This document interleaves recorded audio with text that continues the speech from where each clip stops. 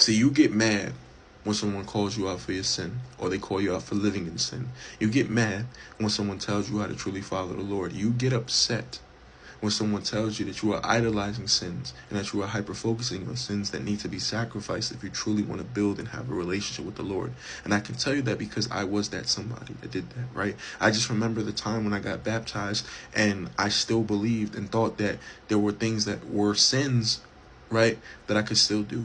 But it wasn't until my girlfriend really called me out and told me, like, no, you have to sacrifice these things. You have to get rid of these things. If you truly want to follow the Lord and you want to experience eternal life in heaven with him, right? I had to come to the terms that, okay, I had to sacrifice these things if I truly was professing out of my mouth that I love the Lord. My actions had to show that, right? And this is what I want to read to you in this moment. And this is Luke chapter 9, verse 23. And he says this: "Take up your cross and follow Jesus.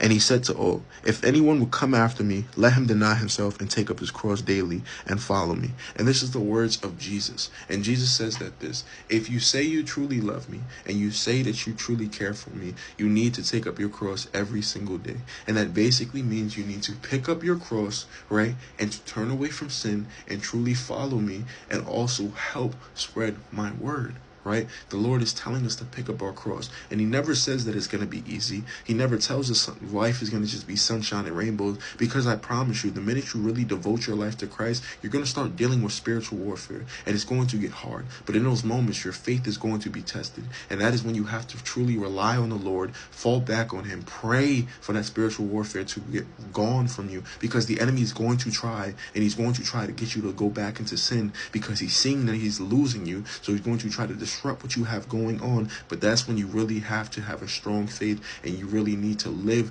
by your actions of what you're professing out of your mouth. And I want to read verse 24. "For whoever would save his life will lose it, but whoever loses his life for my sake will save it."